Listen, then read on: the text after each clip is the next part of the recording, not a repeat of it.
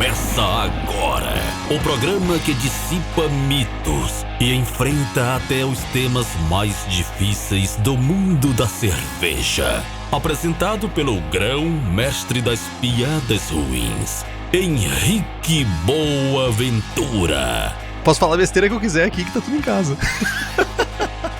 Na companhia de pessoas mais inteligentes que ele. Esse é o Braçagem Forte.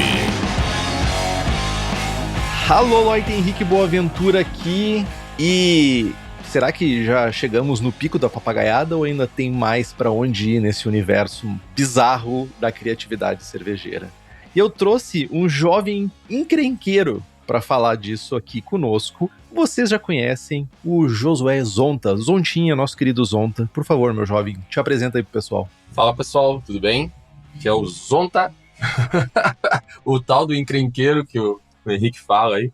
Eu comecei minha vida cervejeira como caseiro, depois eu acabei iniciando os trabalhos com a Sacramento. Hoje posso dizer que sou um profissional cervejeiro. Profissional encrenqueiro também.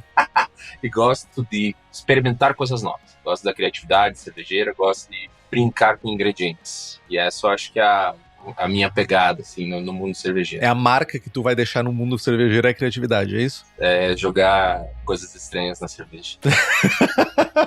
Então a gente escolheu certo, porque o papo desse programa vai ser criatividade cervejeira. E quem tá aqui pra escutar, além de todas as outras pessoas, mas que tá na minha mais alta estima, são os nossos queridos apoiadores e apoiadoras do Braçagem Forte. Tem vários benefícios, como sorteios de equipamentos, livros e merchans exclusivos, participação no melhor grupo WhatsApp cervejeiro do país, acesso ao Julgando Forte, que é a nossa iniciativa de treinamento e aperfeiçoamento de avaliação de cervejas, que quando esse programa sair, se eu não tô enganado, a gente vai estar rolando ainda o kit da Coisa Linda. E esse kit tem um desconto gigantesco, é 30% de desconto, sai por R$ 89,90 somente para apoiadores e apoiadoras. Olha que maravilha. E se você quiser ter acesso a tudo isso, ou mais ainda, faça como Carlos Alberto Potevan, Cintia Alcaua, Alan George, Felipe Augusto Kintzer, Luiz Henrique de Camargo e além de um séquito de outras pessoas mais que nos apoiam pelo Apoia-se. O link é apoia.se/abraçagem-forte. O link tá no post.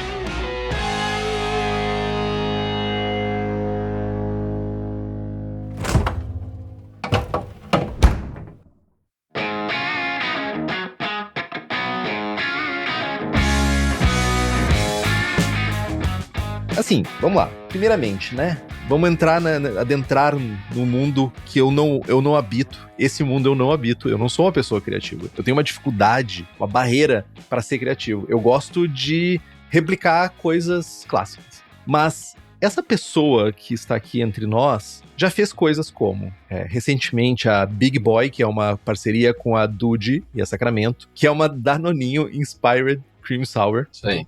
Fique feliz com essa coisa. A grande série de Tutti Smoothies, né, que são smoothie sours feitas com a Suricato. Também entendo o que você quiser disso. E talvez uma das grandiosíssimas, eu vou dizer, obras criativas, para não dizer outra coisa, que é a parceria da Sacramento com a Juan Caloto, que é El Gran Destino de Sabuguito, que é uma Double Milkshake Sour, com lactose, manga, goiaba e suco de milho. Bastante de milho. Então, além de ser essa pessoa criativa, esse jovem também tem um pouquinho de problemas na cabeça. A gente já assumimos isso aqui, mas isso parece fazer a felicidade de muita gente. Mas, Zonta, criatividade é sobre um ingrediente diferente, é um processo diferente ou é uma intenção diferente naquela cerveja? O que é criatividade pra ti? Eu acho que é um pouco dos três, né? Acho que para você fazer uma cerveja criativa, bem feita, tu precisa de um processo, né? Tu precisa estar ligado naquilo que você quer, o resultado. Não é tipo jogar coisas, tem que ter uma metodologia por trás. Vamos separar agora, que quando tu é caseiro, tá certo que tu tem um investimento ali, né? Ninguém quer jogar fora dinheiro, enfim. Mas quando tu é caseiro, tu tem um batch pequeno, acho que tu tem mais coragem de inventar, sabe? Menos medo, eu diria.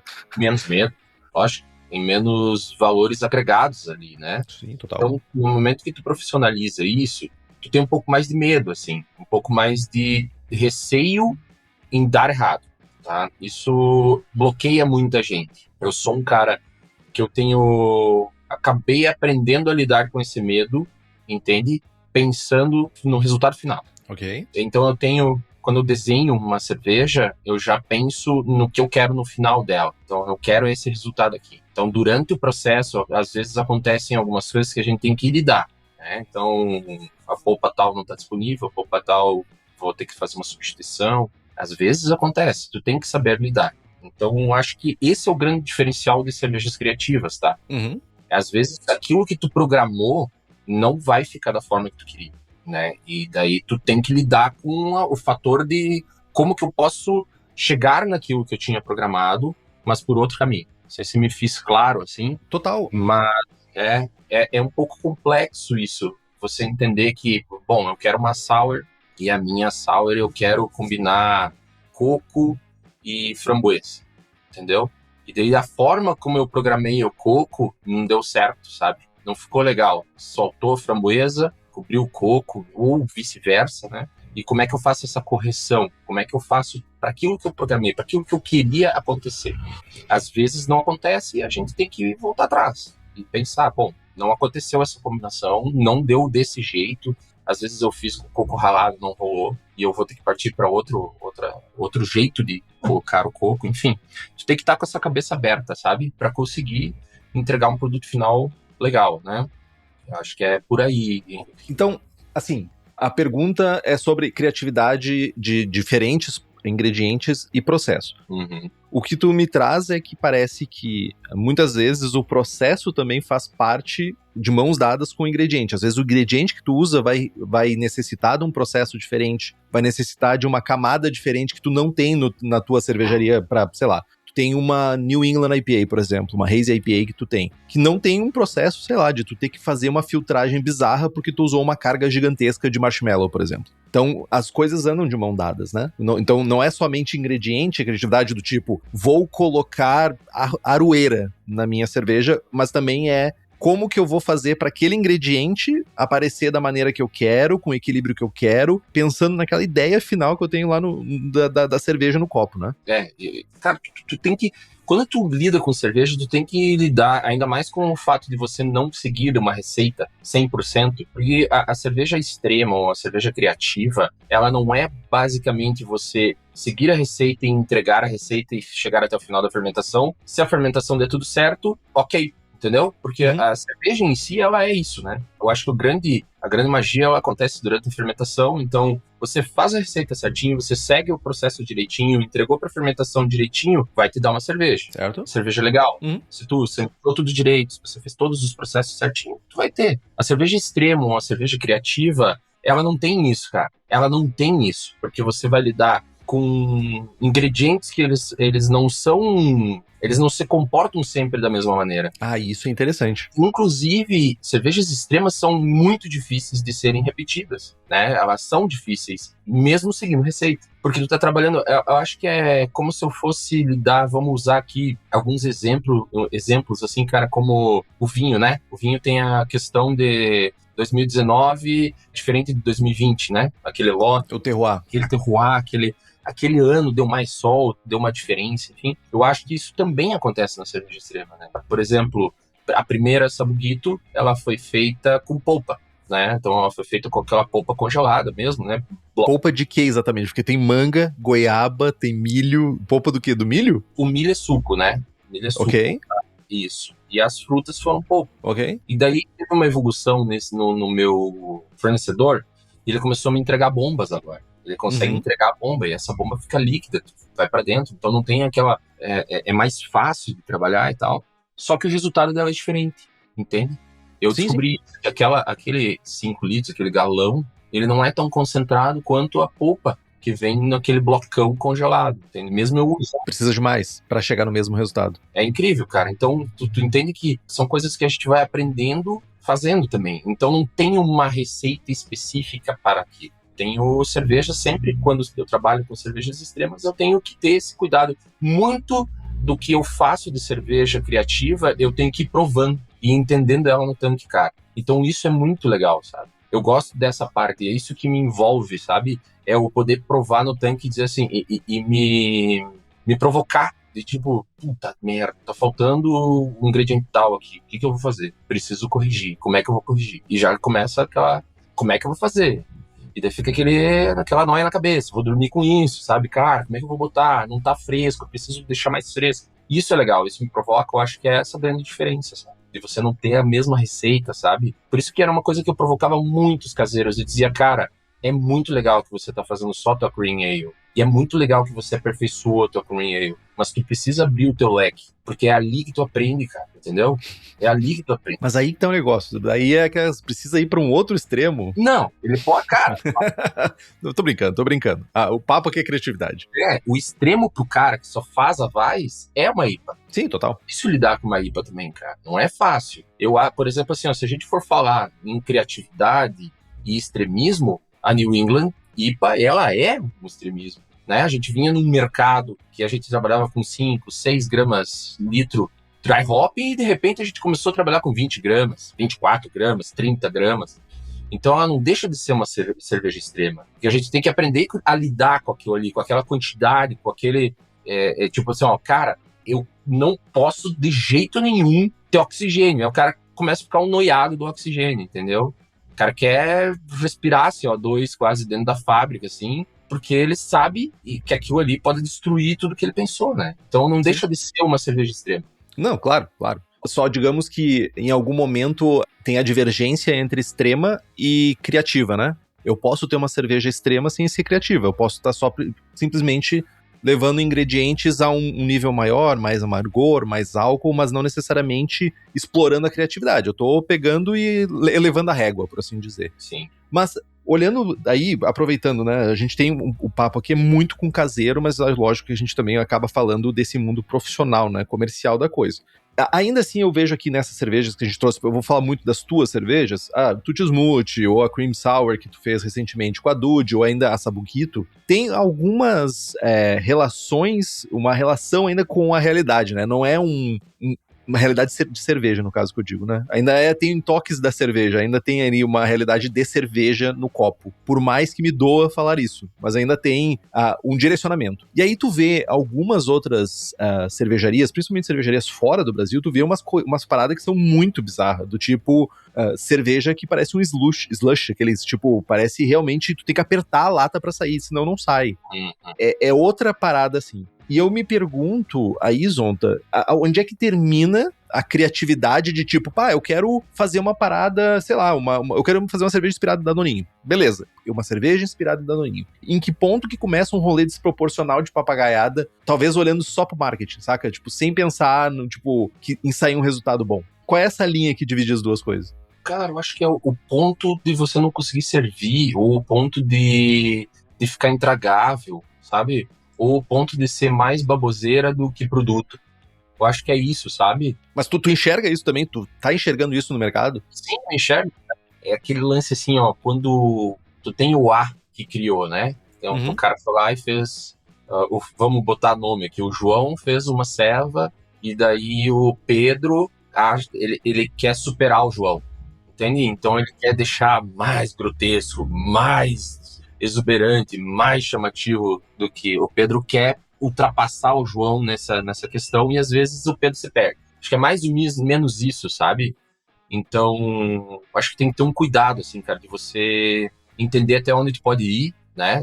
Respeitando aquilo que tu tá fazendo, de tipo, cara, eu tenho que servir isso pras pessoas, né? Se eu não conseguir servir isso pras pessoas, eu me passei, eu saí fora do ponto. Isso depende de cada um também, né?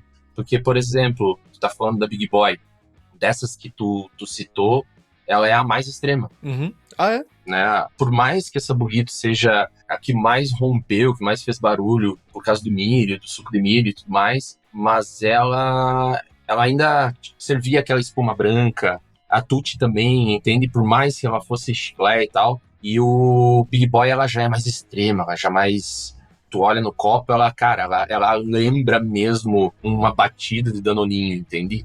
Mas eu acho que aquilo ali, cara, seria um limite para as pessoas conseguirem provar, para as pessoas conseguirem beber, sabe? Sentar num balcão e ele poder beber a cerveja e dizer, cara, não é pra mim isso. É pela experiência, né? É mais pela experiência do que... É que eu acho, talvez, que as pessoas fiquem comparando. E por muito tempo eu fiz essa comparação também, tá? Eu me coloco nesse universo. De tu comparar, por exemplo, uma Märzen ou uma, sei lá, uma Helles, tu comparar isso com uma Big Boy, por exemplo. Tipo, são propostas diferentes. Uma cerveja é feita pra ser tomada em litro, quantidade. Outra cerveja é uma cerveja pra ser provada e, tipo assim, olha, entregou o que precisava. Entregou a proposta. É uma conversa que eu já tive com o Jossi também, o Jossi da Dude, que é, cara, essa proposta dessa cerveja é ela ser um bolo Red Velvet. Tipo, a proposta é essa, não é eu tomar uma lata inteira, 2 latas numa sessão. É ser essa sobremesa, essa degustação, esse momento de entender a criatividade. É tipo assim,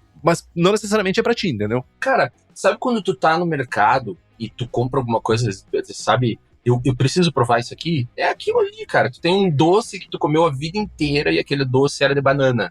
E os caras pegaram esse mesmo doce e fizeram esse doce de morango. Uhum. Eu preciso provar isso. Então, e as minhas servas, cara, essas as mais extremas, não as que eu faço mais calminhas, essas servas mais criativas, eu digo, elas separam entre o ame e o odeie, geralmente. Entende? Sim. Então a pessoa prova, ela senta, pega a Big Boy ali e diz assim... Cara, amei. Puta merda, como é que nunca ninguém fez? Tem que fazer só isso agora, sabe? Eu já digo, não é bem assim, calma lá. Mas o amei não quer dizer vou tomar em litro também, né? Amei quer dizer gostei. Tudo bem, e exato, entendeu? Amei. E daí tem aquele cara que tem os educados que pegam o copo, dão uns gole, bebem o copo inteiro e dizem assim, ó, não é pra mim. E daí tem o cara que bebe e diz, esse aqui é cerveja, entendeu? E tudo bem, cara, tudo bem. Eu respeito, eu realmente respeito. Já comprou a lata mesmo, né, Zonta? Já pagou pra ti a lata, tá ótimo. É, cara, eu já sou um cara mais preocupado com isso também, mas eu acho que é isso, cara. O cara poder provar, beber e entender. Eu acho que a cerveja criativa, ela faz parte disso também. As pessoas esquecem um pouco, elas criticam antes, mas elas têm que beber aquilo ali, pensando assim, o que esse cara pensou pra produzir isso e trazer até aqui, entende? É como se um chefe de cozinha, sabe? Ele elabora aquele prato, ele leva pra você e daí você só cospe no prato. Não, você, cara, quero entender qual é o propósito do cara botar esse polvo aqui com gorgonzola, sei lá, entendeu? Mas entende? O troço não combina nem um pouco, mas ok, vou entender o cara, sabe? Sim, total. E já que esse programa aqui é sobre criatividade, você deve estar escutando esse episódio e se perguntando que receita que eu posso fazer, o que eu posso fazer de diferente. E essa é a deixa para te conhecer a Easy Brew, que tem uma linha completa de equipamentos, acessórios e insumos, e eles atendem desde o cervejeiro caseiro iniciante até quem faz produção comercial profissional. Tá com vontade de produzir e tem pouco espaço ou pouco tempo? Tu precisa conhecer a K60, que é um equipamento Double Vessel que ocupa o mesmo espaço de uma Single Vessel e ainda conta com uma variedade de automações e uma versatilidade enorme. Faz de 15 a 50 litros e pode processar uma grande quantidade de malte. Ah, e o nosso ouvinte tem 10% de desconto com o cupom Braçagem Forte. Entra agora no site easybrew.com.br para escolher o equipamento que melhor atende à sua necessidade. Easy Brew, cerveja sem perrengue. E aproveitando esse gancho de o que te leva, né, a ter esse processo, o que primeiramente, né, do lado de degustar a cerveja, mas tem o lado de criar a receita também, né? De onde é que surgem essas ideias? Quais são o que tu, tipo, é um momento de catarse que tu tem, que tu, tipo assim, porra, eu preciso botar suco de milho na cerveja. Porra, eu preciso fazer uma cerveja que lembra um danoninho. De onde é que vem esse momento de inspiração, assim? É brainstorm? Senta junto? O que é? Cara, vamos lá. Assim, ó, em primeiro, geralmente ela tá ligada a alguma coisa minha de experimentação. Se tu for analisar, por exemplo, a Tutti é o chicletinho, aquele cara de infância, sabe? Uhum. Porra, amava aquele chiclete, cara. Daí começamos eu e o Kitó pirar no negócio. Cara, e se nós fizéssemos uma ceva de chiclete? E o chiclete? E aquilo ficou um dia, nós estávamos conversando uma besteira, assim, cara. Mas uma besteira, assim. E daí um dia eu provoquei o Kitó, disse, e aí, Kitó, vamos fazer? E o Kitó veio, cara. O Kitó pirou, né? Porque a gente já tinha feito com a Sweet Licious, que ganhou medalha na experimental e tal, ganhou ouro, que tinha sido com Suspiro, uhum, né? O merengue. Então, cara, aquela ceva ficou animal e eu acho que ali quebrou um pouco a questão do que toca comigo também. Nós tinha, tipo, a relação, nós rolava e tal, e nós programamos aquilo, e eu acho que se a Sweet Licious não tivesse ficado legal, acho que não teria existido a Tutti, sabe? Sim. Acho que foi ali o que rompeu o nosso medo e a vontade de fazer coisas diferentes. Mas, Zonta, deixa eu te interromper rapidamente só pra perguntar. Então, eu tenho... A primeiro é, o que eu quero fazer de sabor? Qual é a referência de sabor que eu tenho? É a primeira camada. Depois é, o que eu quero de base nessa camada? E, tipo, e o resultado final? Esse é o processo que tu segue? É o que combina mais, né? Então a gente pensa e, cara, eu quero fazer essa cerveja de chiclete. Como é que eu vou fazer isso? Como é que vai ficar legal? Isso vai ficar legal no corpo do quê? Isso aqui vai ficar legal com acidez? Não vai? Uhum. Entende? Sim. Por exemplo, vamos na Big Boy agora. A Big Boy foi assim, ó. Eu tinha um lote de Imperial Porter e esse lote ficou muito bom. Ele ficou uma base muito legal. Eu pensei, cara, mas eu não vou... Isso aqui é muito, porque o meu lote é 500 litros. Então, quando eu fervo, assim, pra entrega, eu acabo ficando com 350 litros, por aí. Eu disse, velho, eu vou fazer uma coisa aqui. Vou enlouquecer. E daí eu resolvi vir com a ideia do sorvete e o leite ninho, né? Que foi aí que surgiu a vaca preta. Cara, daí eu pensei, o que eu vou fazer, cara? O que eu vou fazer? E eu separei os tanques, né? Então joguei uma parte dessa base de Imperial e segurei uma parte no tanque e disse, bom, se for pra perder, eu vou perder isso aqui. Riscos, correu riscos. Isso. Daí eu disse, cara, vou comprar leite ninho, calculei lá uma base em que eu fosse chegar a 35% entre sorvete e leite ninho, e eu botei no tanque e botei bater, cara. Sorvete de creme. Peraí, pra bater, tu quer dizer usar uma batedeira, realmente? Não, botei bater no tanque. Tu bota o CO2 e bate. Ah, tá, tu fez uma purga por baixo e ele ficou... Fiquei batendo. E batendo. Aí no começo não diluiu aquilo direito, né, cara? E o cara fica, puta merda, caguei. Não vai dar. Só que é uma base alcoólica, e a base alcoólica, ela tem uma recepção melhor para esse tipo de coisa, para esse tipo de palhaçada. Então, eu insisti, continuei batendo e, cara, quando tirei a prova, ela veio. Eu vi que aquilo incorporou, o leite ninho teve um pouco mais de dificuldade, e na hora de envasar, realmente ele sobrou um pouco embaixo, né? Uhum. Mas... Ele tem sólidos, na verdade, o leite ninho, né? Ele tem alguma quantidade de sólidos que decanta, né? Que acabou decantando. Mas, cara, pra quantidade que eu coloquei, foi pouco. Uhum. Então eu consegui essa diluição, eu consegui com o sorvete, incorporou, e eu disse, bom, tá, o ponto tá massa. Vou bater mais um pouco, fui envasar. Invasei, cara, e essa ceva, a recepção dela foi maravilhosa. E a gente até fez uma brincadeira, a gente serve ela com um chantilly em cima, né, no copo. Então a gente serve ela e bota o chantilly em cima. Então a gurizada pirou, assim. E essa foi a base. E, enquanto eu tava fazendo isso, eu mandei pro Josi. Josi, eu meti sorvete, cara, que era uma coisa que nós já conversava, sabe? Eu disse, cara, eu meti essa parada e olha como é que ficou. E eu mandei pra ele pirou. Ele já pegou, cara, bora, vamos fazer isso aí. E daí a gente queria testar uma coisa diferente. Então, daí ali ele tinha uma base de sour e a gente, bom, então vamos testar na sour. Então o corpo ficou um pouco diferente, né? Ele entrega de uma forma... A vaca preta é um pouco diferente. Pouco não, ela é bem diferente da Big Danone. E agora, por exemplo, eu sei que o Josi já está tentado a fazer esse processo do sorvete numa RIS dele.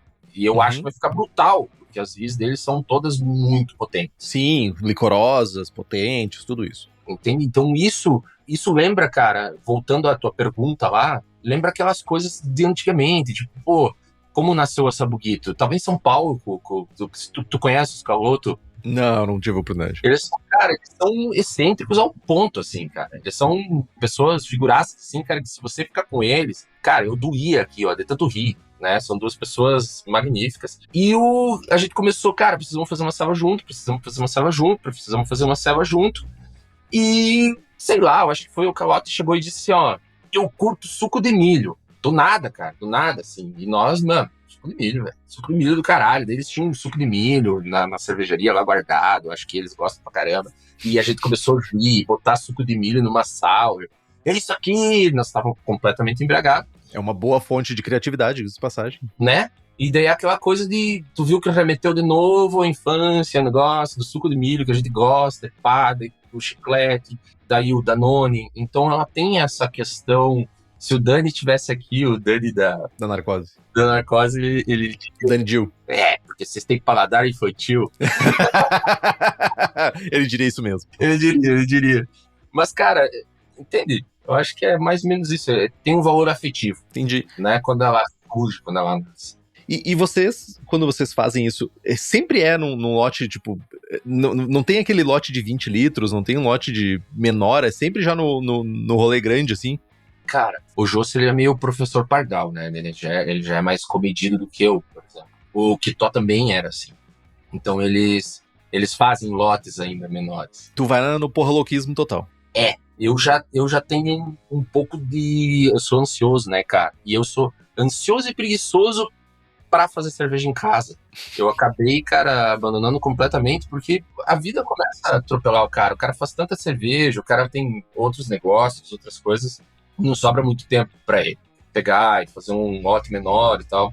Eu até admiro essa galera que tem panelas menores dentro da cervejaria e que vão fazendo a panelinha menor enquanto tá produzindo a maior, sabe? Eu tenho meio que admiração por isso, cara. Mas eu sou um pouco mais louco. Eu já, cara, meu lote mínimo é 500 litros, eu dou-lhe e vou. Vai que vai. Vou forte. E é isso aí, cara. Eu acho que tem muito... Eu tenho algum santo cervejeiro muito bom que me ajuda, cara, nos processos, sim. Ou tu tem uma boa execução, né, da cerveja. Inclusive, a minha pergunta também é quanto da ideia original resiste, né, sobrevive até o copo. Se tu consegue, no copo que é servido, entregar exatamente aquilo, ou às vezes tu faz concessões e, tipo, faz parte do jogo. Tá, assim, já tive concessões, tá? Nesses 3 exemplos, por exemplo, não. Mas eu tive concessões no meio do caminho em outras cervejas, né? Eu já tive cerveja que eu realmente não saiu como eu queria. Uma delas é uma smoothie que eu tentei fazer com morango, e eu não processei direito o morango, O que acabou é que, cara, não tinha como servir, né? Então eu acabei pegando uma polpa.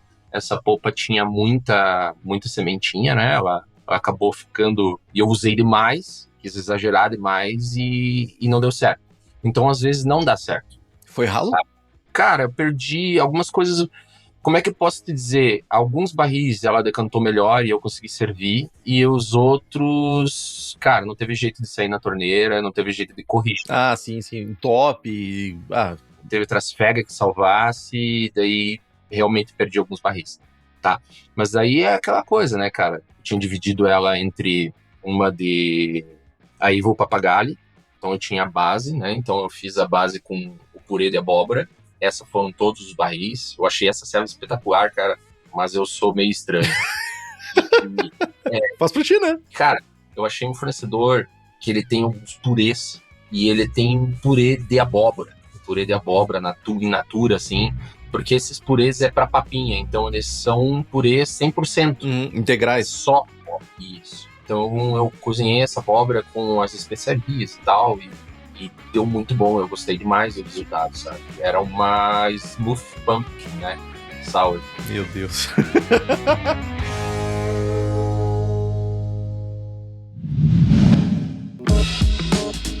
Pílulas de Conhecimento. Apresentado por Levitec.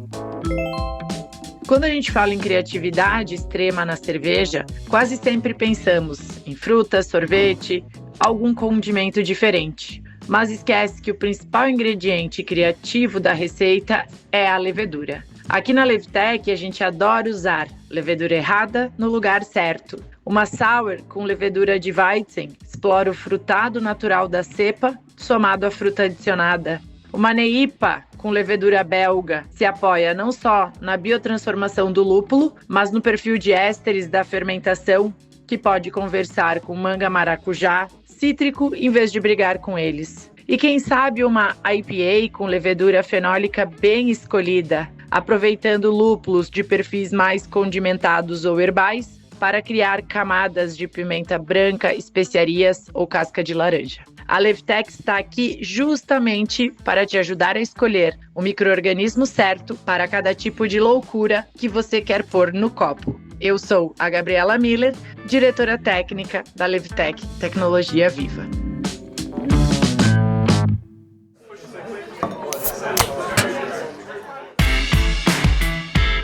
Cara, mas assim, vamos lá. Da ideia que tu tenhas, beleza, eu quero fazer isso. E como é que tu começa a montar a receita? Tipo, base, levedura, sabe? O ingrediente que tu tá querendo colocar, ou os ingredientes. Esse processo, assim, como é que tu faz pra saber? Eu sei que isso tem um pouco de experiências prévias, mas, tá, beleza, eu vou usar vou dar um exemplo aqui e me diz se eu tô muito errado. Eu vou usar abacaxi na minha cerveja. O que combina de base de cerveja com abacaxi? Como é que tu faz essa seleção? E se eu botar abacaxi com uma levedura belga? Como é que é essa escolha? É tudo relacionado à temática da criatividade, tipo, tanto a base, quanto levedura, quanto processo, tudo vai sempre apontar para a ideia criativa inicial e como chegar nela. Eu acho que a gente separa aqui alguns tipos de criatividade, tá? Porque o que acontece? Se eu quero, tá, uma cerveja muito extrema, onde que eu precise trabalhar um tipo de fruta, ou que eu sei que eu vou ser muito agressivo a ela, eu preciso de uma base que vá suportar essa agressividade. Dulçor e corpo, basicamente? Não só isso, que me defenda de certas coisas. Por exemplo, uma base de sour, cara, 3.2 ali, ela suporta possibilidades em que eu não vou me encrencar. Uhum. Entende? Eu não vou ter uma oxidação, uma contaminação. Ela é uma base mais boa para se trabalhar. Ok. Mais segura. Mais segura. É um canvas vazio mais seguro. Isso. E as alcoólicas também. Então, por isso que cervejas alcoólicas, elas recebem melhor algumas coisas. E você tendo isso em vista, você começa a desenhar o que combina. Por exemplo, a Joe Pepino e Bando. Os nomes são ótimos. A Joe Pepino e Bando, ela é uma cerveja de pepino, limão e hortelã. Então, cara, ela é refrescante. Ela tem que ser uma base leve. Ela vem para uma sour leve. Então, eu busquei uma sour de até 5%, né? Uma base onde tivesse o mínimo então, uma levedura neutra, com a fermentação láctica bem presente, e que eu poderia colocar esses três adjuntos e que eles aparecessem de forma. Porque se eu tenho uma base, cara, fermentada com uma levedura belga ou uma levedura, eu vou sofrer mais para entregar um desses três adjuntos. E a Joe Pepino, cara, ela era a base extremamente delicada, limpa, né, como eu te falei. Então ali, pilsen, um pouquinho de trigo, e eu sempre uso um pouquinho de aveia para me ajudar na espuma, nas sours. Isso é extremamente, para quem ainda tá no mundo das sours e tá querendo se ingressar, cara, usa um pouquinho de aveia. A aveia salva a espuma, a aveia é bem legal. Então, para essa cerveja, para Joe Pepino, eu precisava de uma base mais leve, entende? Então, por quê? Porque tanto o limão, quanto a hortelã, quanto o pepino, eles são delicados. Agora, eu vou jogar sorvete, por exemplo, cara, daí aí eu já tenho que ter uma base mais potente, que segure mais, sabe? Uhum. Sem contar, obviamente, a diluição, né? Que é uma base que vai, que nem a Big Boy foi a 4, 4,5, ela teve uma diluição gigantesca, né? A base dela tinha 7, 7,5. Sim, tem que contar com toda a questão da gordura, do que tu vai colocar do sorvete mesmo ali, né? Entendeu? Mas sabe que uma coisa interessante? Que tu trouxe 2 pontos, né, bem extremos, né? Tu trouxe uma base sour e uma base alcoólica, né? E por base alcoólica, muitas vezes, para não dizer, boa parte das vezes, para não dizer sempre, a gente fala de uma Imperial Stout, uma Imperial Porter, geralmente cervejas escuras, que dão esse suporte quase... A impressão que eu tenho, às vezes, é que é quase como se fosse a base de um fudge ou um brownie que tu coloca coisas em cima para, tipo assim, ó, eu tenho essa base que as pessoas conhecem e eu coloco coisas em cima disso aqui para dar a ideia daquilo que eu quero da minha criatividade, sabe? Sim. Cara, e assim, ó, por exemplo, eu comecei a entender, por exemplo, a Fruteira do Leonel. Ela é uma cerveja, cara. Ela ganhou diversas medalhas, a pessoa ama ela, e ela foi uma das primeiras que surgiu definitivamente no mercado, que se chamava Double Sour. Então é uma ceva que ela termina com 7%. Uhum. Então eu faço ela uma base porrada para poder colocar essas frutas nela, né? Então eu trabalho com uma potência também de fruta gigante. É muita polpa de pêssego, muita polpa de maracujá, entende? Sim. Essa base suporta isso. Se eu fosse diluir isso numa sour mais leve, de 4,5 a 5, por exemplo, que ficasse final 4,5, 5, ela teria um resultado diferente, sabe? Ela teria um resultado talvez mais fresco, menos doce, mais agressivo, mais seco. Mas muda a proposta daí, né? Muda a proposta. Muda a Que, proposta. de novo, é o foco de tu ter uma coisa na tua cabeça, uma proposta. E aqui a gente tá falando de criatividade extrema. Vamos botar bem... A gente tá falando de criatividade extrema. Até porque quando tu tava falando, e me veio na cabeça muito que eu posso ter outros tipos de criatividade. Por exemplo, eu posso conseguir um caráter de fruta buscando somente na levedura e no lúpulo. Isso é criatividade também. Tipo, tu tá brincando com isso. Mas aqui a gente tá falando da criatividade muito relacionado... Dá pra dizer também, né, Zonta? Tipo assim, tem um pouquinho do marketing, tem um pouquinho pouquinho do marketing. E muito do tipo da ideia, né? Tipo, eu quero fazer uma coisa agressiva, extrema e criativa. Tipo, eu poderia só fazer extrema. Eu poderia só, que nem a gente falou, né? Eu poderia simplesmente fazer uma Triple IPA ou uma Hyper Double Imperial Something com 27% de álcool. Eu poderia também isso pra mim, mas eu vai pro lado da coisa mais brincalhona, da coisa mais divertida, da coisa mais engraçada que a pessoa vai beber com aquela ideia na cabeça. Diferente. Vai ser diferente. Isso aí. Tem essa diferença de você pensar os ingredientes para que se torne criativo, tem a diferença de você ser só extremo, né? Então, separa, né? A criatividade extrema e uma cerveja extrema. Sim, total. Voltando lá o que tu tava falando no início sobre repetibilidade, que a gente tava falando antes, versus uma cerveja que tu faz aquele lote específico. Hoje, tu já consegue, tu já tem algumas dessas cervejas criativas extremas como parte do teu portfólio. Sim, já consigo. Mas para chegar nesse processo é uma coisa mais complicada, né? Porque muitas cervejarias fazem esses one-shots, tipo, fazem essas tentativas, vendem, conseguem aquele hype, né, de mercado, e beleza, foi isso. A próxima, agora eu vou fazer uma próxima diferente para gerar o hype de mercado de novo. Sim, e assim, ó, eu tenho repetição já, né? Então, até agora, a fruteira do Leonel é uma que eu não posso ficar sem. O pessoal pira se eu não entrego ela aqui nos bares.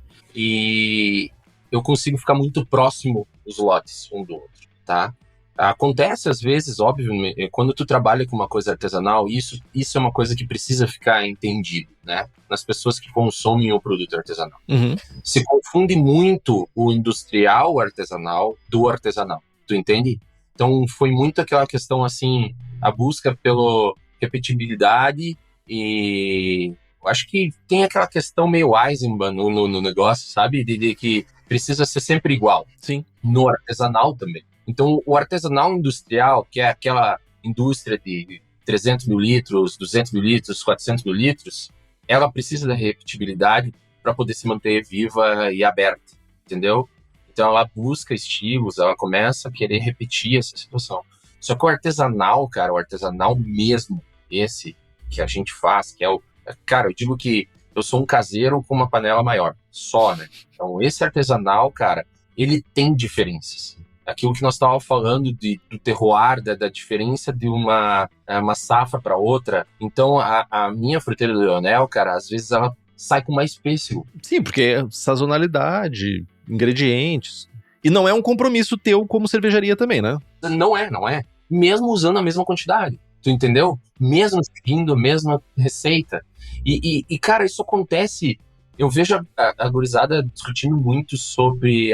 porque esse lote dessa IPA tá diferente. Mas é claro que tá diferente, cara. Tu tava usando o Strata de 2023, de 2022, e agora tu tá usando 2024, sabe? Não é o mesmo Strata, cara. Por mais que eles tentem, tu não sabe quanto choveu, tu não sabe quanto teve sol, tu não sabe detalhes das colheitas, entende? Então tem diferenças, cara. Aceitar a diferença é mais fácil do que lutar contra, né? Isso, cara. E eu sou um abençoado aqui, cara, porque os meus clientes, eles começaram... Primeiro eu começo pela minha equipe, né, cara, que ajuda muito. E eles entendem essas diferenças. Então eles sabem, por exemplo, que eles vão vir beber o lote novo, e pode acontecer desse lote novo ter uma diferença do lote antigo. Entende? E pra mim, cara, isso tá tudo bem. Eu até curto, eu acho lindo, entende? Porque no meio artesanal de tudo na vida tem diferenças. Entende? De tudo na vida que você trabalha com as mãos, que você entrega, tem diferença, cara. Sabe? Eu gosto dessa visão de a não repetibilidade faz parte do processo. Cara, vou fazer uma Pilsen igual? Joia, entendo isso. Mas, tipo, quando a gente olha pra esse universo que a gente tá falando agora, soa até meio cafona tentar repetir. Tipo, a piada talvez seja não repetir, né? Cara, por exemplo, quer um exemplo? Eu tava te falando da Sabuquite, né? A primeira foi produzida em Porto Alegre, a segunda foi produzida aqui. Eu te falei, a primeira foi produzida com polpa, né? A segunda foi produzida com os galões. A segunda, cara, ficou com mais corpo que a primeira. Mais corpo, assim, mais encorpada. Claro, obviamente, eu tive que aumentar. E equipamento diferente também, né, Zonta? Tipo, o teu equipamento é diferente, gera um processo diferente. A gente sempre fala isso. 10 receitas em 10 equipamentos são 10 cervejas diferentes. Isso. O milho tá lá, explodindo, cara. Ainda é a mesma cerveja, ainda é a mesma... Cara, mas quem bebeu o primeiro lote, bebeu o segundo, dizia, cara, sabe o que? Eu amo, entende? Então, é isso que eu quero dizer, cara. Eu acho que existe um pouco demais essa noia de preocupação, sabe? Que precisa ser relevada um pouco, sabe, cara? Faz o que tu gosta, sabe? Nessa questão de pra entrega. É como eu te falei, eu me sinto abençoado por isso, assim, cara. Eu sou um cara feliz por conseguir fazer as cervejas que eu amo, entregar para as pessoas, elas beberem e terem o potencial de dizer o que elas gostam ou não. Mas elas sentam no balcão e provam, cara. Sim. E provam, velho. Isso é muito legal, cara. E eu não tenho essa perseguição e essa necessidade, cara. E por isso que eu me sinto feliz. Essa necessidade de eu ter que fazer só Pilsen ou só a mesma IPA de sempre para poder sobreviver. Para que eu consiga pagar os meus colaboradores e manter a minha casa aberta, sabe? Então, acho que eu tenho um pouco... Não sei se é só a questão de felicidade, mas um pouco de mérito também de ter alcançado isso, sabe? De ter conseguido mostrar para as pessoas que a cerveja é muito mais do que aquilo que se bebe por aí, entende? Eu acho que é mérito, Zonta, porque tu conseguiu mostrar para as pessoas, demonstrar para as pessoas que a tua vibe do teu bar, da tua cervejaria é essa. E tu, olha aí, ó, tá tomando uma Nascido para Grelhar, uma Rauchbock da Dude. Tá boa essa cerveja, tá boa pra caramba. Muito parecida com a Schlenkerla, muito pro lado de Schlenkerla da vida. Tá muito boa. Falando em lúpulo, se tu quer toda a miríade de lúpulos selecionados nos Estados Unidos, inclusive o Strata, que é uma das especialidades da Hops Company, você vai lá no site deles, hopscompany.com, ou chama o pessoal no Instagram que te atende, ou ainda manda uma direct para já fazer um contrato e ter essa safra maravilhosa de lúpulos na tua cervejaria.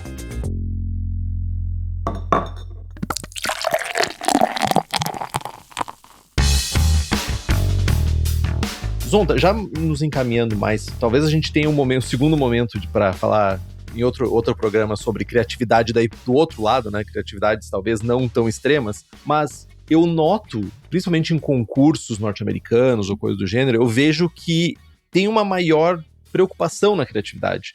As pessoas que fazem cerveja em casa, elas buscam o lado diferente. Tipo, a cerveja igual eu vou tomar no bar, que já tem as cervejas lá que eu vou tomar no bar. As minhas eu vou botar, sei lá, couve de Bruxelas, vou botar, sei lá, urtiga, alguma coisa assim. Mas a galera tem essa criatividade, parece, novamente, analisando resultados de concurso e analisando resultados de concurso lá fora e aqui, que existe uma maior preocupação com a criatividade lá fora. O que tu poderia falar para os caseiros para incentivar eles a serem mais criativos ou buscar mais essa criatividade? Talvez seja um medo, né? Talvez seja uma preocupação que as pessoas têm aqui. O que tu poderia dar de conselho para esse povo? Vamos lá. Nós começamos, até antes conversamos sobre o exemplo da Cream Ale, né? O caseiro, ele tem, o caseiro brasileiro, ele ainda tem uma questão financeira ali no meio, né, Henrique? Então, tipo, vou gastar meu dinheiro, tenho medo de perder, eu já tô fazendo essa cervejinha, todo mundo gosta, vou beber isso aqui na beira da piscina. Acho que é meio... E ele tem esse conforto de fazer aquilo que ele tá fazendo bem. O que eu posso dizer é, cara, é aquilo de novo. Se provoque, sabe? Se você não quer ir para um extremo, tão extremo assim, digamos, cara, eu faço a minha pilsenzinha, sabe? Uhum. Eu gosto de uma American Lager, eu gosto de... Se provoca, cara. Faz uma Boêmia, entendeu? Faz uma... German. Faz uma Viena, que daí tu vai começar a lidar com um ingrediente diferente. Tu não lidou ainda com o malte Viena, entendeu? Isso já é o começo da tua agressividade, o começo do teu extremo, cara. Ele não precisa ser um passo gigantesco em que você vai pegar na tua casa, cara, e vai jogar sorvete direto, entendeu? Ou cara, vou pra uma sour. A sour, cara, ela ainda é um tabu no meio do caseiro. Porque ela é difícil de se fazer. Se o cara não tem uma panela elétrica e tal, se ele tem... Tá mudando. Hoje em dia tem levedura melhor pra fazer, tem leveduras que a gente consegue usar lacância, por exemplo. Tem a tecnologia vindo a nosso favor também, né? Sim, claro. Então, eu acho que pro caseiro brasileiro, eu diria, vá de passinhos. Vai evoluindo, sabe? Mas é importante que tenha essa evolução. Porque você vai se manter ativo. Perfeito. Tu não vai perder o interesse pela cerveja. Que você... Cara, eu vi muita gente enjoar por causa disso. Sabe? Fazer a mesma coisa.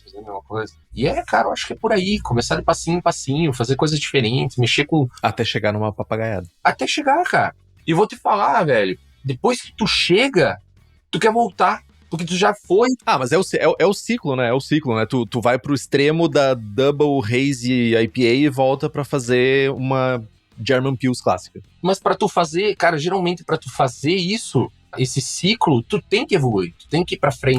Sim, claro. Acho que essa é a criatividade. Então, se muito se fala da criatividade do caseiro, eu acho que poxa, lida com aquilo que tu não lidou ainda, sabe? Eu tenho um exemplo meu de como caseiro, cara, que eu cheguei uma vez num encontro. A gente fazia muito encontro, e esses encontros a gente levava cervejas para beber. E eu fermentei uma vez, cara, uma IPA, uma lupulada com T58. O famoso fermento belga. Isso aí. Cara, só que eu fiz dry hopping, fiz toda a parada, fiz tudo bonitinho, e aquilo foi surpreendente, cara. Eu nunca mais consegui esse resultado, cara.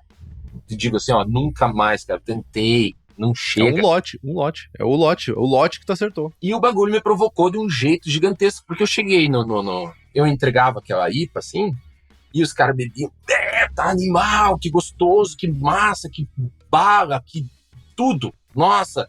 E daí tu chegava e falava assim, daí o cara, tem uma parada da levedura aqui, que é isso aqui e tal, T58, o cara murchava, velho. Ninguém gosta de T58. Só tu e o Tainha. Então batia aquele negócio, cara, e aquilo começou a me provocar. Peraí, o que tem de errado o T58? Por que ninguém tá usando? Porque se eu conseguir esse resultado, por que isso, né, cara? Por que tu fez cara feia só depois que tu bebeu e curtiu, entende? E isso me provocou, cara, nunca mais acertei, óbvio, porque o T58 é uma bosta, realmente, né, cara? A gente sabe disso. Mas, cara, aquele lote me provocou, sabe? E eu só fiz aquilo, cara, justamente porque todo mundo dizia que não era pra fazer. Tipo, vai fermentar aí com fermento belga que dá fio queimado. Tu fez uma Belgian IPA. Lá atrás tu fez uma Belgian IPA. Só que ficou muito americano, porque eu usei um monte de dry hop e tal, entendeu? Eu soquei lúpulo pra caramba. Então fui no limite americano com o T58. E esse acho que foi o início do meu... Sério, cara, como caseiro, acho que foi o meu início, assim, de tipo, rompi uma bolha. Eu não tô mais fazendo o que é seguir receita. Foi ali, cara, a primeira que eu disse pra mim, vou fazer um negócio só meu, cara, chega de seguir a receita dos outros, é meu, meti. Acho que foi esse a tal da IPA com T58. Aprendam, jovenzinhos e jovenzinhas. Zontinha, perguntinhas rápidas aqui no fim. Erro criativo que deu errado. Cara, eu acho que foi essa do morango aí, cara. A do morango foi o pior erro. Cara, morangoff foi foda, eu acho que eu exagerei, trabalhei mal a polpa e perdi ali. Foi uma cerveja que eu não fui feliz. Ideia maluca que funcionou. Cara, a vaca preta, velho, eu acho que foi a mais extrema, a mais maluca, que foi, tipo, bateu no dia, assim, no outro... Num dia eu tive ideia, no outro já tava jogando sorvete, leite ninho no tanque. Uma moda que já deu, já deveria ter passado. Cara, tu me pegou, cara. Velho, eu acho que não vingou. Difícil dizer, cara. Eu não acho que tenha passado. Não tem problema. Ingrediente subestimado. Essa pergunta é difícil, cara. Um ingrediente subestimado, malte defumado.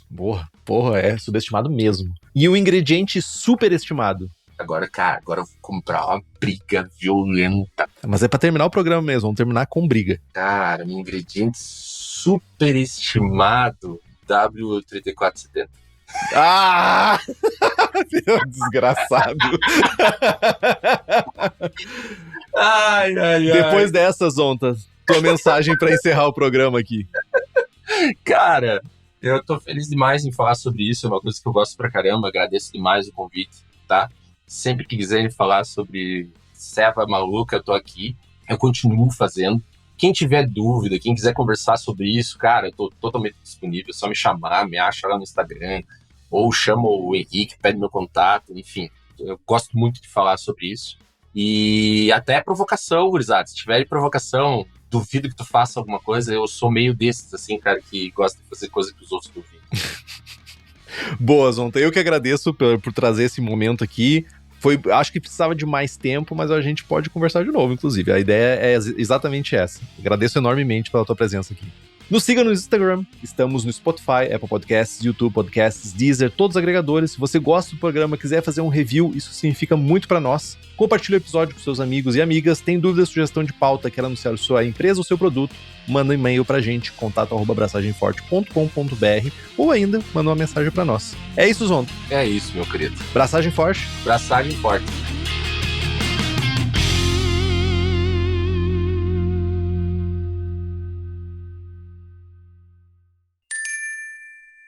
Este podcast é uma produção da Pint Network e está disponível no Spotify, no YouTube ou na sua plataforma de áudio preferida. Na nossa equipe, contamos com a colaboração de Henrique Boaventura, Ludmila Almeida e Maurício TK, sócios e apresentadores do podcast. Também fazem parte do time Gabriel Gurian, na apresentação e redação do blog, Rubens Reis, na edição, Hop Your Media, nas redes sociais, e Laís Andrade, no design.